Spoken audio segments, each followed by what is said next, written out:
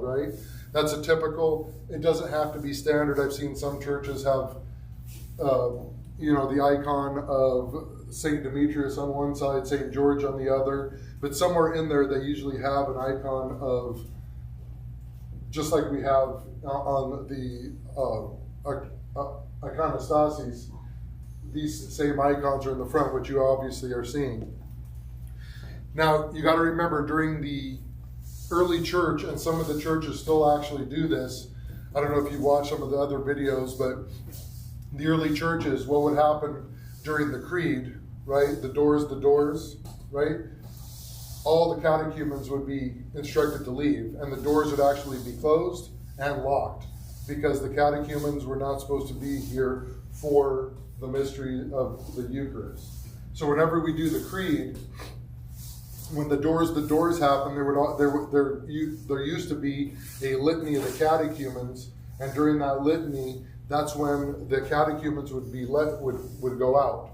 A lot of times what they'd also do is have instructional classes like this at that time for the catechumens to take part in. I know here it's a little bit harder to do, and some of the churches, they actually have a couple of poles and a ribbon going across, and that's the area where the catechumens sit, and then the catechumens are really technically not supposed to come up even to the chalice, nor are you actually supposed to even receive andíthero. I know some of the places have allowed that, but we've kind of allowed that here as well. But of course, you don't receive Eucharist until you've either been chrismated or baptized into the faith, right? And if you remember from our class with the sacraments, the baptism, during the baptism, like we saw on Sunday morning, includes the chrismation and includes the tonsure and everything else like that, right?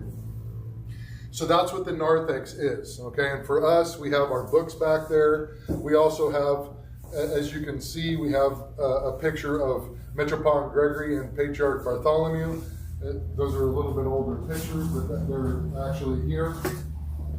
And typically the churches will always have a picture of the reigning hierarchs somewhere, so that way, because it's an icon of them as well, because you got to remember image into heaven, and the priests and the bishops and the patriarchs, we represent Christ, right? So again, when you're kissing the priest's hand or the bishop's hand, it's not something that you're doing to kiss his hand, you're actually kissing the hand of Christ. And like I said, for us, we have the icons right here. We have St. Nectarios. Typically, we have a stand here, and we have an icon of a workman here, right? Anthony, we're the workmen of our church, right? We serve the church. So, and a lot of the churches during Orthros, which we have not done yet, maybe at some point we'll start doing Orthros.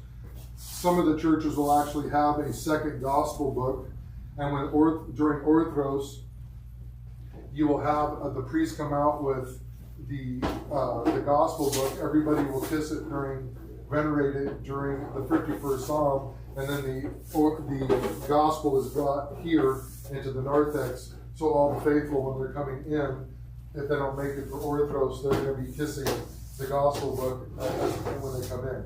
Okay? So again, as you guys have already read and already figured out, one of the big aspects of Orthodoxy is icons, right?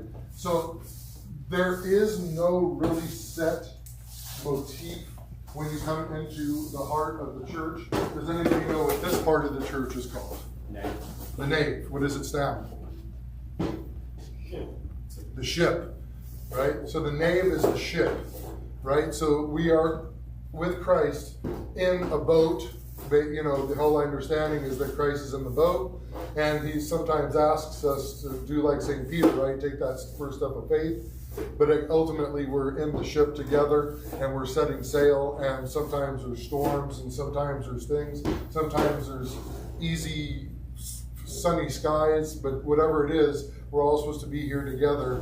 So that's what the nave is considered, okay? So if you look around the walls on our church of St. Nectarios, on not the iconostasis, but the outside walls, we have slowly been trying to get some of the iconography that constitutes big groups of people, so that way we have enough, right? So we've taken down some of the other older icons that we had.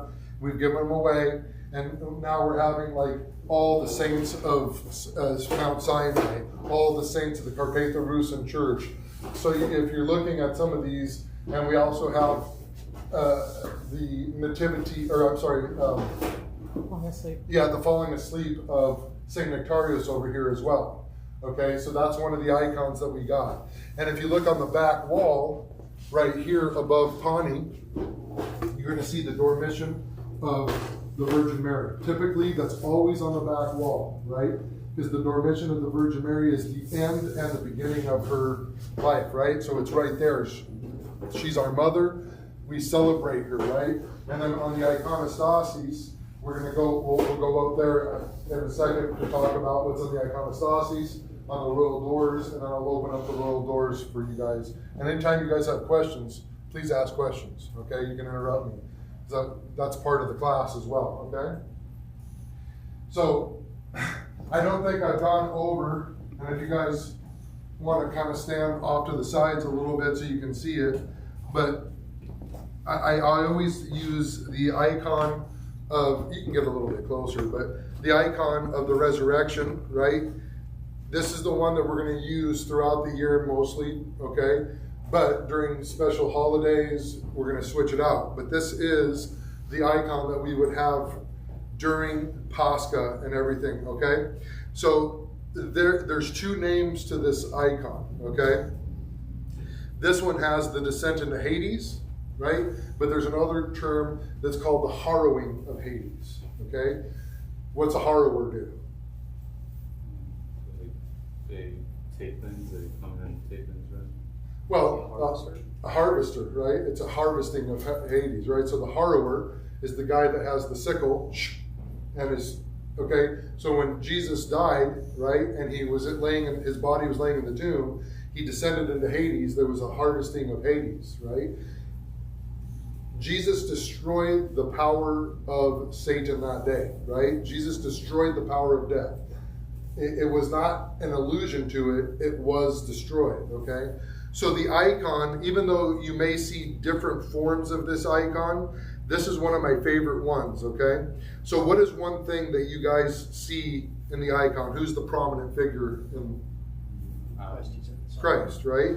So you see Jesus in the center, and what color is he wearing? White, right?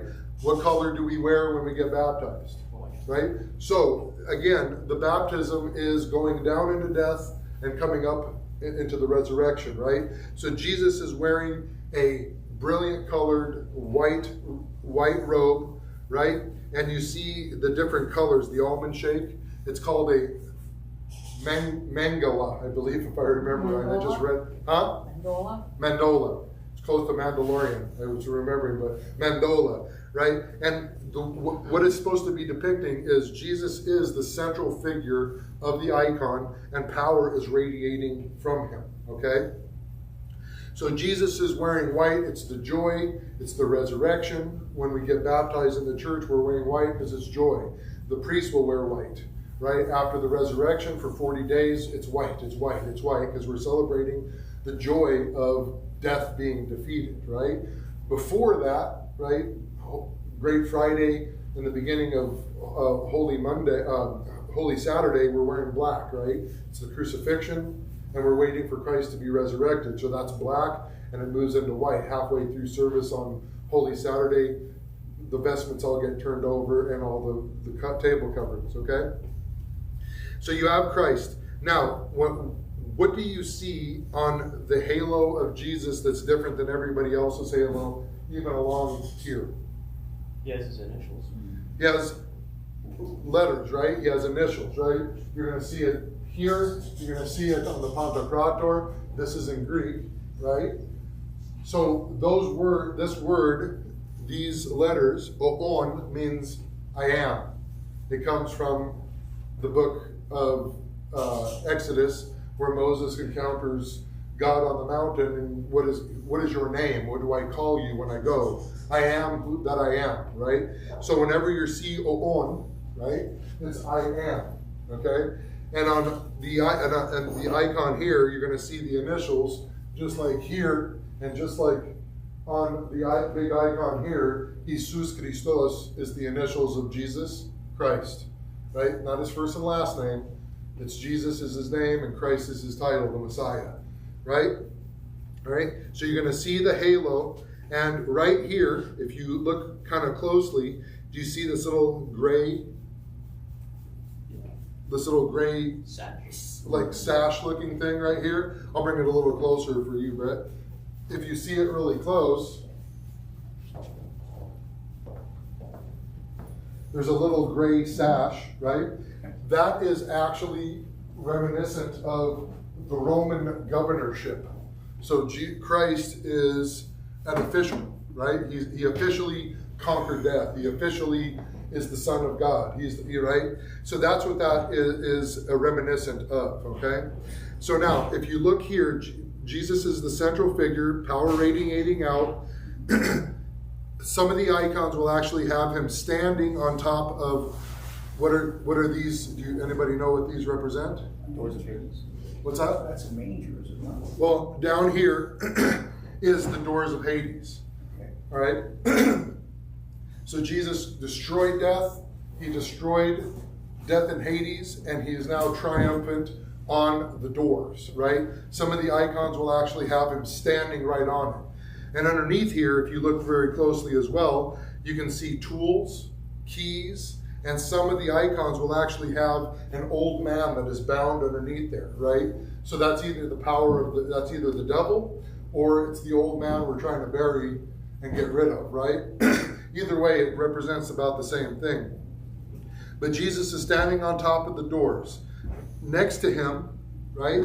Next to him, he's got two graves, and he's got two people that he's pulling out. Any idea who that is? Adam and Eve. Where is he grabbing them? Right? Why is that important?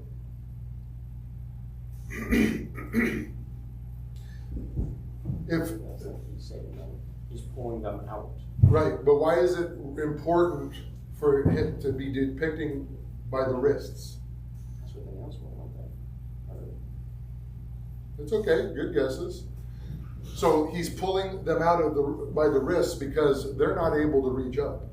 If they were able to reach up, he'd be grabbing them by the hand. But they're dead. For all intents and purposes, everybody up to the resurrection was in Hades, the holding place, right? King David and some of the other prophets and some of the other of the saints had an idea that there was going to be a resurrection, but they didn't really fully understand and know that there was going to be a resurrection, right? This makes it real, okay? So he's pulling Adam and Eve, our first parents, out of the grave, holding their wrists, okay? What else do you see on the outer sides here? Those who have died because they have the halo saints, and then those who are still living. Exactly. Right? So on the sides here, you're going to have the people that Christ encountered in Hades. And this particular icon, it's King David and King Solomon, right? And some of the other saints, depending on the iconographer, they may add Isaiah, they may add Jonah, some of the saints, this saint right here is more than likely Abel, right? Because Abel was the first one that died, right? Cain murdered his brother, right? So that's why we always see Abel the first, right? The first one that got murdered in the world, right? Depicted here because he is also waiting for the resurrection. And on the other side, you're going to have whatever the disciples waiting for the resurrection, right? And then on the mountains, you have everything. And the one thing that you must understand about iconography is also, and now that you're going to look at them all, when you're looking at iconography, right, the mouth is very small, the eyes are very large, right? Because it's more important for you to be seeing than it is for you to be speaking. So therefore, iconography will depict this, okay? And if you look, all the mouths are very small, all the eyes. Go ahead. Fasting too. Small, fasting. So Pani just also included also with the whole idea of fasting, you're not supposed to be, right? I'm a poor example of fasting, right? But I do my best. I have been trying to do my best, but I am overweight. But that's how it is, right? But that's what the whole idea behind the small mouth is that it's more important to be listening and hearing than it is to be speaking, and it also to include fasting. Okay? One of the other aspects of iconography is there's never going to be shadows, right? If there is a shadow, it represents a demon or something else like that. But demons are typically all depicted as solid black figures. And if you look at one of the most famous that has demons depicted is the ladder of divine ascent that we're going to be using during Lent, right? St. John Climacus, he has the demons pulling off the guys from the ladder, right?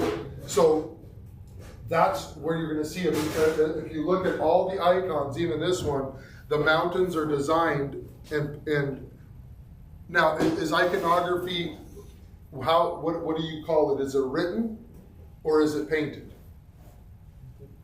Written. It's written, right? Yes, you're using brushstrokes, right? But you got to remember that iconography was originally for, right, people that were illiterate, okay?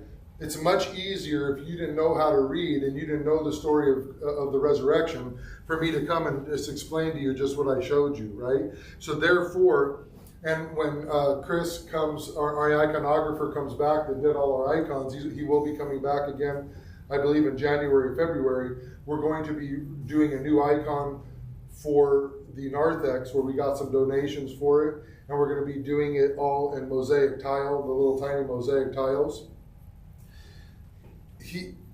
When you start out doing the icon, the entire community was able to come, whoever wanted to, for the 2 weeks he was here, to do St. Nectarios.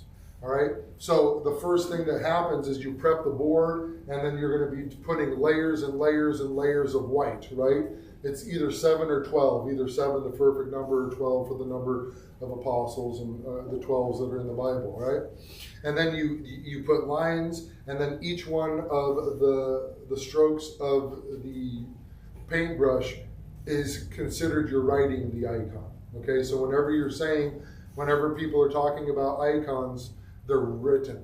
Okay, now of course now we have mass-produced icons that people are doing electronically and everything, but the most effective, I hate to use that word, of course it's beyond our understanding, but I'm going to use the word, but when you have a hand-painted icon, it's somebody's put prayers into that. Somebody put time and effort into that. It's not something that's just done in 2 minutes and printed out on something. This took 2 weeks, 8, 9, 10 hours a day for him to be able to do St. Nectarius, right? And then he slowly did the rest of them and mailed them to us through the mail. Even the big ones got mailed through the mail when he was in his studio in Oklahoma. Okay? All right, so far so good. Any questions about? Okay, and I will go over it again. I didn't have it ready for today, but if you notice, and I'll go over it with another section. But you can notice in the icons, people are using their hands in different ways, right? Well, each one of those actually stands for something else. I don't know if Connie can find it real quick, and we can go over it real quick today. But each one of those go over, right? Now, the one that everybody's going to be the most familiar with, right, as we come up here. Do you want to come up closer, Brett? As we come up to the iconostasis, of course, the most famous of the hand signs that everybody gets to see, right, is this right here, right? You see the priest come out, right? What does anybody know what this? Two natures, both God and man, and then whole Trinity. Right, it's the initials of Jesus Christ, right? The X and the C, right? And this is the official blessing. And then when you do that, when you do the cross, right? These are the two natures, right? And then this is the Trinity, and this is heaven, and this is the earth below, right? And that's when we do our cross. But this is the initials, and it's the two natures as well when you give the blessing of it, right? So you're going to see this, right? Because Christ is blessing, right? God is blessing. You see the angel doing it here, and Jesus is also doing it right here in front of his mother, right? And if you look at different ones of the icons, they will also give you an explanation of who these people were in their life, right? So St. Nectarios is wearing a black cassock, an andadí, right? But he also has different icons where he is depicted, because he was a bishop, he'll be wearing bishop's vestments, right? Just like St. Nicholas next to him is wearing bishop vestments. And a lot of times they're going to be carrying what in their hand? A book. What is that book? That's the gospel book, right? So the gospel book is what a lot of the icons are going to be depicted. You got to remember, when you're seeing icons, depending on who is writing them, they're going to depict things in different ways, okay?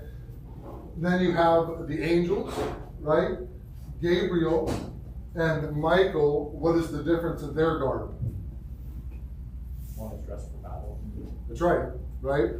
So Michael is dressed in armor, right? He's got the sword and the shield. Gabriel is the messenger, right? But that does not mean that Gabriel cannot fight, okay? And it doesn't mean that Michael cannot deliver messages. But this is the whole idea behind it, right? St. John the Baptist, of course, some icons are going to be depicting him wearing the camel here, as we have here. Some of them are going to be depicting him with his head on the ground with angel wings, right? And the green color signifies his martyrdom, right? All right. And then St. Benedius, of course, he was a soldier. That's what we know about him. We don't know very much about him, but he was a soldier carrying a candle, right? That's what we saw. The candle, if you remember right, was his remembrance of his mother who died as a pagan, and he prayed for her forever, right? It's also to illumination. And for illumination, right? And then He's an above, enlightener. right? And above, you're going to see, as we have 14 of them here, the apostles, right? Peter and Paul flanking both sides of the royal doors, and the rest of the apostles, right? And for us, we picked Matthias. He's the one that replaced Judas, and then we picked Barnabas as the representation of the 70. Okay, but that's why we have 14. Okay, so the iconostasis is what divides the nave from the altar. Of course, the word altar is either the table itself or the whole area. When you say I'm going into the altar, it's the whole area. Okay, so the first thing and some churches, and eventually, God willing, when the Lord, with His grace, allows us to build our new church, a lot of times what the churches will have are also the 12 major feasts on iconography, from the Nativity, the Transfiguration, all those would be depicted. And then the walls, if you've seen some of the other videos and everything like that, Father Josiah did a video about his church, right, where it talked about why they chose everything. So they put a wall explaining how the church came to be. They put all the apostles up in the dome, and God willing, we're going to have a dome. That's our hopes and dreams, right? So the thing about the iconostasis now, everything out here is pretty much up to the decision of the church, okay? The people of the church. Now, before I get to the iconostasis, we have here now, over here, and typically a lot of the churches are going to have a big ornate wooden throne, right? We're not there yet, but right here you have the throne. Who typically sits here if somebody comes here? The bishop, right? If the bishop or the patriarch ever came, this is where they would sit for most of the service, and then at one point they would come into the altar whenever they decided that they were, and usually that happens during the small entrance. The small entrance happens as we're coming around, the bishop will go in, right? And if you look on the throne, you have Christ on the throne, right? And and a lot of times these icons we'll also have Christ wearing the bishop's garb, right? And also with the crown that the bishop wears. This particular one does not have it, but the one I'll try to show you behind the altar, the one in the back, because typically there's another throne or a set of chairs in the back there that's also reserved for the bishop to be back there, okay? All right, so that's what this area is for. Nobody sits here except Metropolitan Gregory or whatever hierarch that comes to bless us with their presence for services or to come visit us. Okay, any questions so far? Yeah, I noticed on the angels exclusively, they have these white things coming out from under their ears. Yeah, do you remember? We looked it up one day. I'll have to get back with you. But yes, it's like as messengers, but I'm not 100% sure. I can't remember right off the top of my head, but I will find out. And see if you can find it, a possibility, if you want to use my phone too. But we can see if we can find the answer. Maybe Brett or Anthony can look for it as well. Okay? I don't remember offhand. I apologize. I think it might be ethereal. Ethereal? Yeah. I knew it was something like that.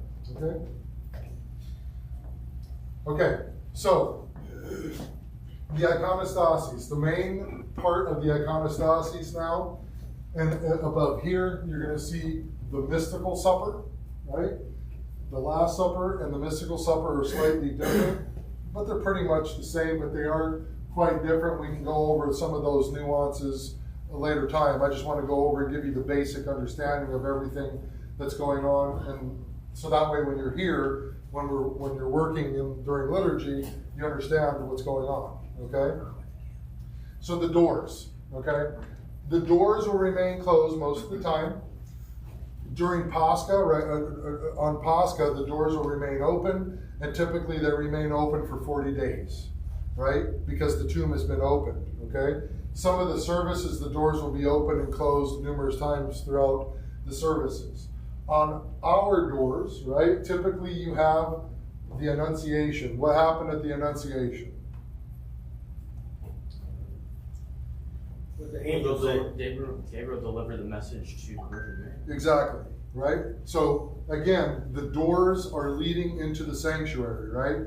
And the Annunciation is here. Not all the churches have the Annunciation. Some have different icons on there, like my church back home have Constantine and Helen on the door, but typically the Annunciation is here. You have the Holy Spirit, and you have the Virgin Mary, very rarely without the Christ child, right? But she is not pregnant yet, right? So you're going to have that. Now, you have here, if you remember right, I don't know if you guys were here or it started coming afterward, but we had the 4 gospel writers here. But these are the 4 symbols of that the gospel writers are in association with, okay? St. Matthew is the human, St. Mark is the lion, St. Luke is the bull, St. John is the eagle. And it represents, of course, you're going to see that in Revelation, and you're also going to see that in the book of Daniel, right, where it's foreshadowing those things, right? But each one of those animals are heralding like the masters of their sphere. You can come closer, Jacob. I just came in. It's okay. All right. So again, the bull is like the master of that sphere. Just try not to stand in front of the camera. Oh, I didn't realize. Yeah, we did it live, so that way if anybody missed it, they can watch it later on. Oh, okay. But we're also making it. We're doing this casually too, so I want you guys to ask questions and everything. Okay. All right, so it's the masters of their sphere, and what are they each holding? A book, right? What did they do? They wrote a gospel. They wrote a gospel, right? So that's why here we have, and we decided to go with the symbols because we already have John and Matthew up on top. So we wanted it to be a little bit different, okay? Now, on the iconostasis, on this side, you're always going to have, all the time, you're always going to have the Virgin Mary sitting on the throne with the Christ child. Again, you can see Jesus with the halo on, right? Christ is blessing her, right? So you got to remember that Christ is the representation of the human race. He gave birth. She gave birth to our Creator. Our Creator created us. Therefore, she is our mother, right? And then you have the Mother of God. Okay. So then you have over here. You have Christ holding the scroll, right? And the scroll represents the gospel, the good news, the message, right? You're also going to see different people holding different things. We can go over all that stuff again together too, but we'll go a little bit more depth into iconography. So this side is always going to be the Virgin Mary with the Christ child. This side is always going to be Christ sitting on the throne. All right? Now, what does this represent? This is the first coming.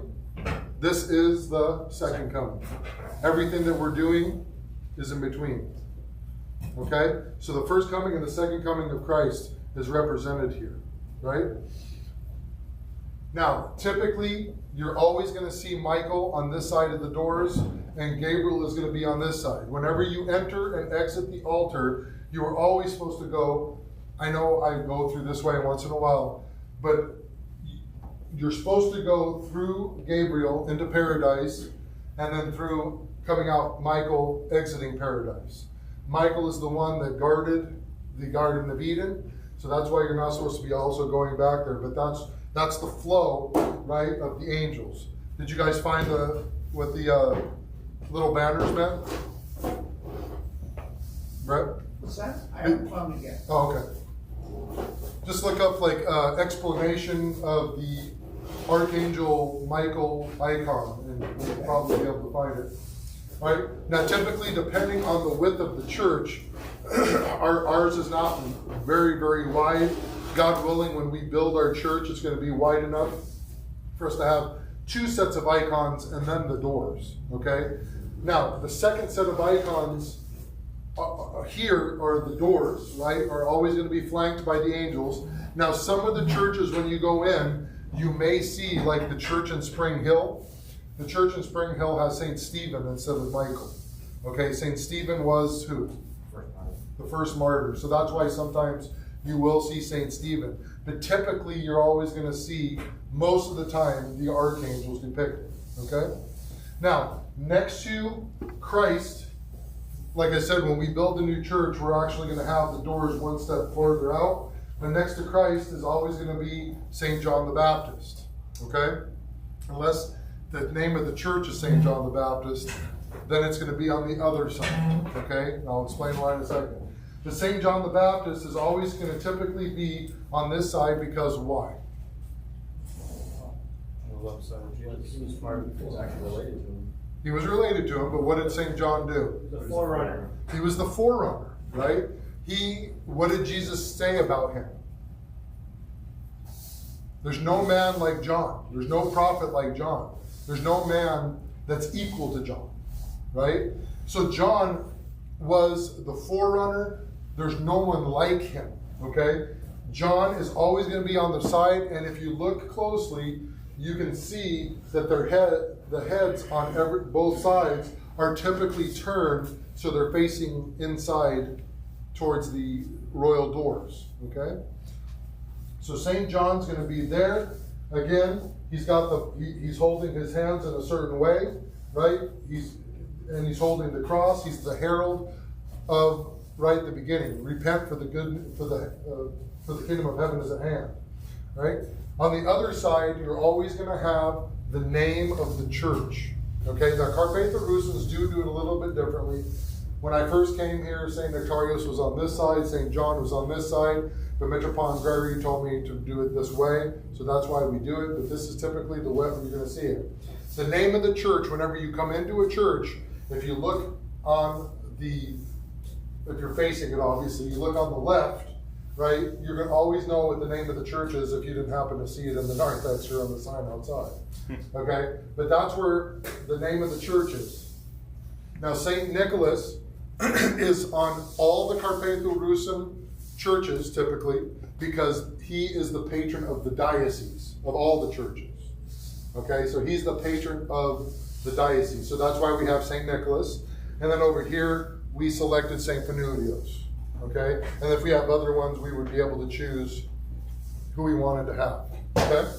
And then up, as I said, up above, we have all of the apostles, right? They're no longer disciples, they're apostles, right? Because Christ died and rose again. So, one question. I'm sorry if you already went over this, but okay. I was at work. Why is it that some of the icons have English on them, but things like Christ and the angels and Mary here don't? What the iconographer did. I mean, it's really, there's no set standard, but typically, excuse me, typically, it's easier to depict the initials in Greek than it is, like this is Jesus, or EJS. But once you learn that this is Jesus, it doesn't matter where you go in the world, it's always going to be in Greek. It doesn't matter if it's Bulgarian, it doesn't matter if it's a Romanian church, it doesn't matter what place that you're going, it's always going to be Jesus Christos, and it's either going to say on or I am. Now we wanted it in English, so that way, but he ended up doing all these in Greek. At one point, maybe we'll put a little something on the bottom so everybody knows what they are. But this is, St. Paul, right? And once you learn who they are, Petros, right? Petros is the rock, right? And you got St. Peter, right? And then we put Andrew next to him, St. John. And you can kind of tell, too, because St. John was the oldest one when he was martyred, right? So that's why we depict St. John as the oldest one. Okay? But other than that, typically it's always going to be in Greek. These two icons will always be in Greek, and the one above you, right? And sometimes you're either going to have Pantocrator, it's going to say it, that's actually a Greek word, okay? Pantocrator, the ruler of all, right? So Cosmocrator is what Satan is, Pantocrator is what Jesus is, he's the ruler of all. And he's again in the dome looking down upon the earth, right? Up in heaven, we're on earth. But then during liturgy, what happens? Becomes one place, right? We're in heaven, we're stepping away from the world. Okay? Make sense? Yeah. Right? Yeah, but that's the only reason we wanted him to do it in English. He could have done it all in Greek. Okay, too. so these are just older and these are... No, these are all done within this last year. But we asked them to do, these are all brand new. All these were completely replaced right before you guys all started coming. Okay? Brett and Anthony got to see all the updates as they came. Okay? And for space, that's why the archangel with just the first initial is here. It's just because there wasn't enough room to put Gabriel and Michael. But that's why the first initial is there. Okay, it's nothing mystical, it's nothing... Yeah, I thought it was, because I thought they were because these four are typically I guess, quote unquote, more special. So well, they're always going to be in the churches. The five are always going to be in the churches, right? These two, the angels and St. John, every Orthodox church is going to have these icons in it. And it depends, mostly everybody here are all converts to the faith. Well, I'm honoring that, right? I'm doing stuff in English. Right now, I know we did this in Greek, but people get to learn stuff also all the time, right? So that therefore, some of the stuff has been done in Greek, but even up here, you can see this says mystical supper, and then again, it's in Greek, Jesus Christos, Jesus Christ. Okay? Any questions so far? Any other questions? Good question. Is there any traditional prostrations or anything that I don't really know much about?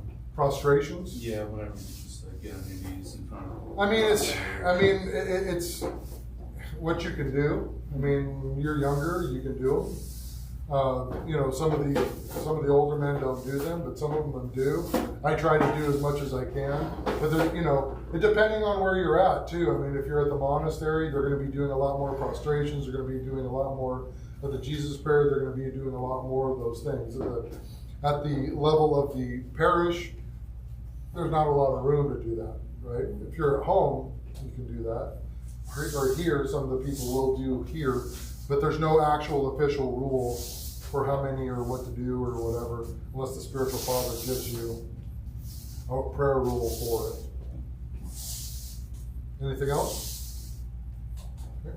So, again, so now the royal doors lead into the altar, right? The altar is always going to have certain things on it, okay? And there's always going to be certain things flanking it. That icon back there with the Virgin Mary holding her hand, it says more spacious in the heavens. Okay? And when you guys become chrismated or baptized, you're going to be able to come back here and look at it. Brett's been back here, and he's actually videoed back here. But you're going to see Christ as a child again, doing the double blessing and the Virgin Mary. And it says more spacious in the heavens, right? Because she contained the incontainable in her womb, right? But starting here, you have the altar.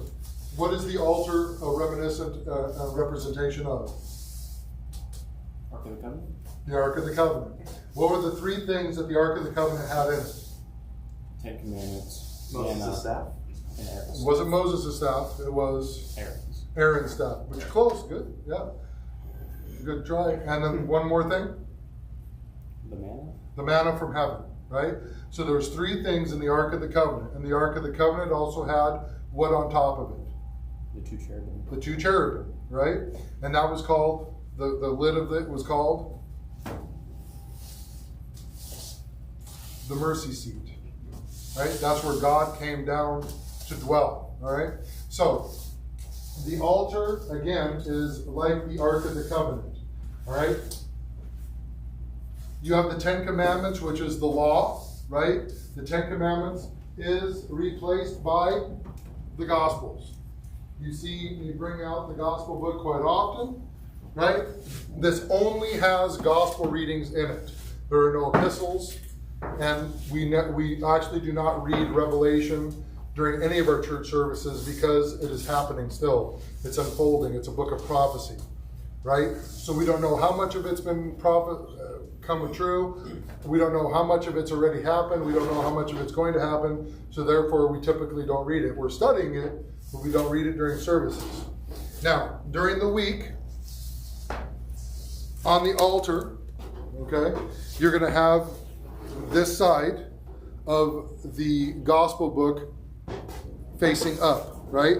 During the week, we're going to be celebrating. We don't kneel during Sundays, but during the week we kneel, and therefore we have the icon of the crucifixion here. And then you have, again, the gospel writers, and you see what's on the side there? They're animals. Yeah, they're little creatures. See it? Yeah. All right, so you see it here, you see it on the royal doors, okay? So you have the gospel writers, and then you have everybody at the crucifixion. Sundays, it's going to be flipped over to this side, and what do you see here? The resurrection. The harrowing of Hades, right? Okay? And I went over, you can watch the video later, I went over the harrowing of Hades. And then again, you have the gospel writers, but it doesn't have their animal counterparts right here, okay? And then, like I said, inside, it's always going to have a clasp, and inside it has, like we just got done, the seventh. Now, this particular gospel book is a little bit of out of order, so sometimes I have to look for things, especially if different feasts fall on different days. But for the most part, I can kind of follow the seventh Sunday, okay, at Divine Liturgy, and then it also has the readings, like tomorrow morning when we have the liturgy, we'll have a specific reading. Every day has a specific reading, okay? So this is, again, the replacement of the Ten Commandments, all right? What replaces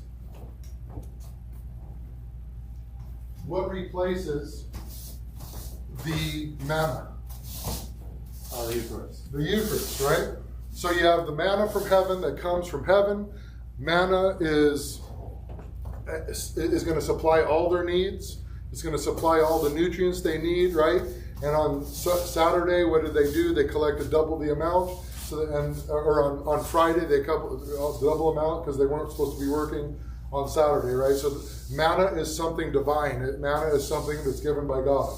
Well, that's what the Eucharist is, right? Christ instituted the Eucharist, and therefore it's the body and blood of Christ, and therefore it is a replacement of the manna in communion. Now, back here,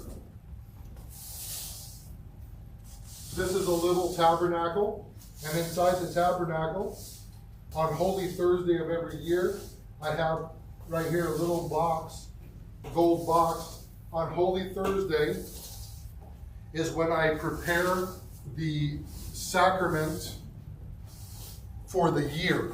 I put the body and blood together like we do, but I let it completely dry. I cut it into small pieces, and then I house it inside this little tabernacle, okay? It's also called an autophoria. An autophoria. And the autophoria is also what I use during the pre-sanctified liturgy. I have a little box, which I'm looking for a new one, but the little box is where I put the pre-sanctified gifts here, and it's going to be on top of the altar. But the autophoria is where we house also the chrism and the reserved sacrament. So if somebody's in the hospital and I wasn't able to put any aside, then I would be able to come here, get it. I just have to take a little bit of wine with me, put it in a chalice, let it get a little bit soft, and I can give communion to people, okay? Now, some of the churches all have the reserve in different places, like Father Josiah had his, and they put theirs in a dove, right? But typically, it's the same idea, it's there, okay? Now, what replaces the Aaron's budding rod? What was significance about Aaron's budding rod? Turn into the snake. No. Well, God was there on or with the altar, like His presence. Okay. No. Wood. It was wood. It was wood. Okay, so Aaron's budding rod was significant because of what I just said. Whoever was going to be the priest, the rod would bloom. It's a piece of wood, right? And it started blooming, right? It's a dead piece of wood, wasn't connected to the ground, but it budded, okay? Moses' staff is the one that was thrown down to become a snake in the presence of Pharaoh, right? But good guess though. I mean, you had the right idea. Okay, does that make sense with the budding rod? So what is replaced by it? The cross. The cross, dead piece of wood that brought life, right? And then I don't remember the Greek word right offhand, but the cherubim on the outer sides of the fans. Typically, they're a little bit closer, and once we get a little bit bigger area for the altar, they'll be closer. But for us, we put it right there. And like I was telling you earlier,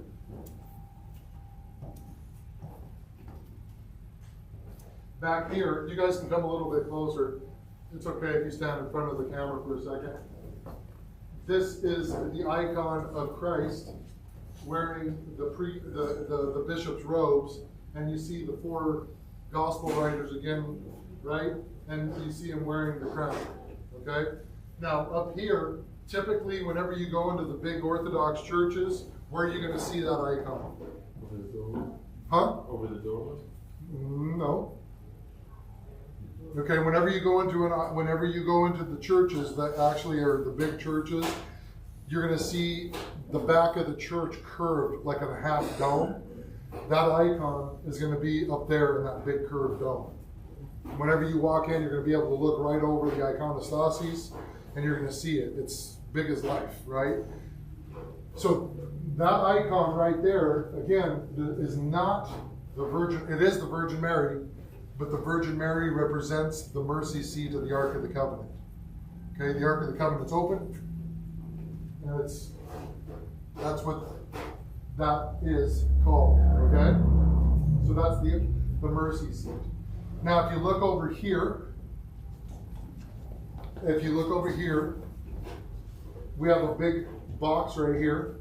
This only comes out during Holy Week. It's only used on, it'll be coming out on Friday.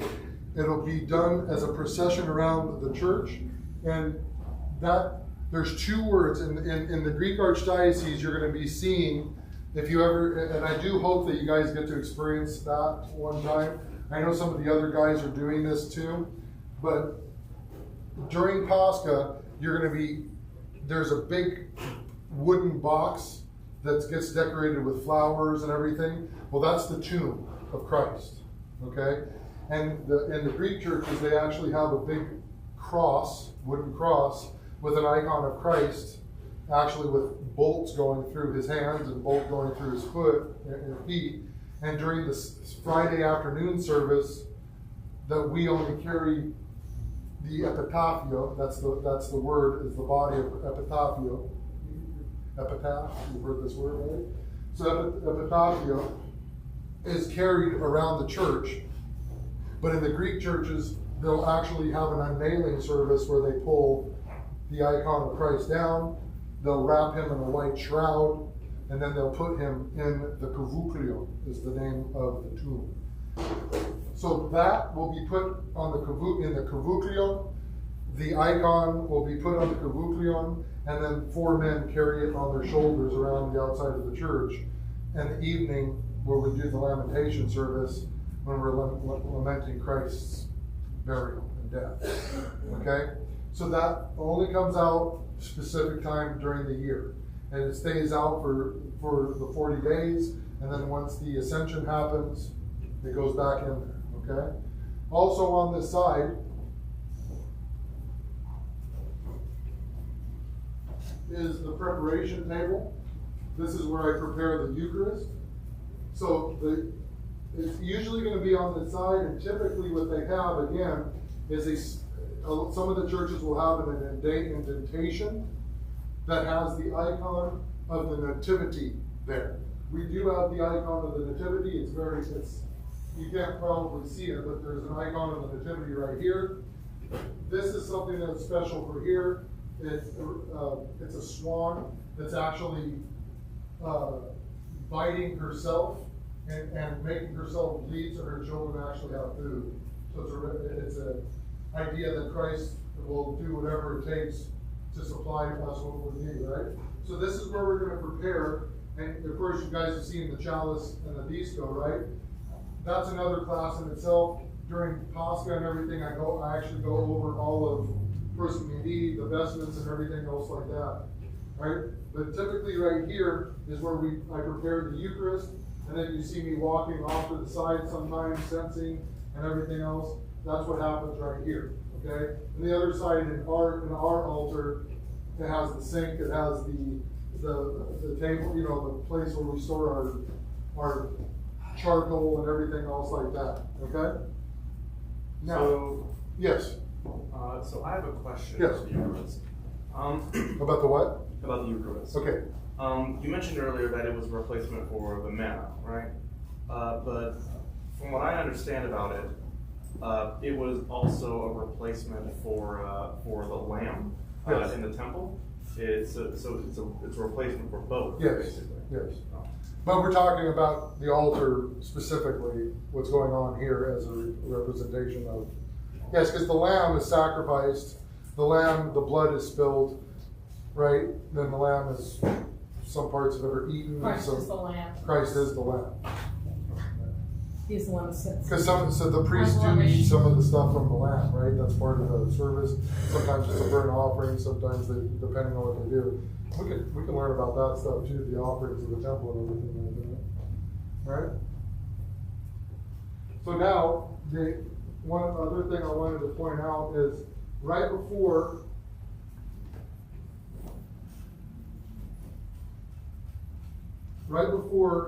I go out for the entrance,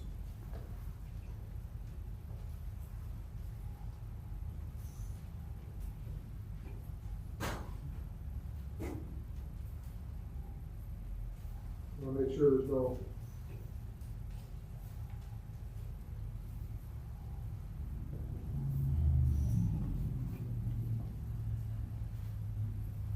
Every church that is able, this icon right here, as you can see, is the same, right? Okay. This is unfolded at every single service, every liturgy. Not every service, but every liturgy. Okay? This is what's giving the blessing. Without this, I cannot do liturgy. Physically, I can't. I mean, there's nothing stopping me, right? But the bishop is giving the blessing, right? So this is for St. Nectarios, Lakeland, Florida. Bishop Gregory, when he signed it, he wasn't elevated to metropolitan yet, okay? But so Bishop Gregory has signed it. And then it's the exact representation of what's there, okay? So this, and there's also, back here, there is a relic. I don't know what saint it is, but a relic is put back here in order. And then if we get a new one, I would have to take out the stitches, take out the relic, put it back in there, and then sew that back up. But this is what is opened up every single time for liturgy, and this red cloth. The only thing that's for, Metropolitan Gregory has allowed us to continue using it, is in case that there's the crumbs from the Eucharist. If we miss something, it goes onto that right there. Okay. So whatever church I go to, like when I was doing. If I ever go to a house to do a liturgy, I would have to take this with me to do it. Or if when I'm going to be going to the prison, I have to take I have to take this with me in order to do it. Okay? Because this is the authority that the bishop gives for the priests. Okay?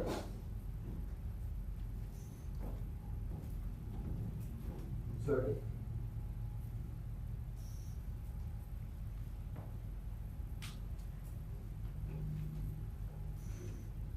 And typically, you're also going to have the candles on the altar. You're also going to have. Typically, I keep the communion spoon with the communion cloth. There's always typically a blessing cross. The priests in the Carpatho-Russian Church are only allowed to do blessings with the cross at certain points in the year. Typically, the rest of the time it's done here. When Metropolitan Gregory comes, he can use it at any time. I forgot to put this in there.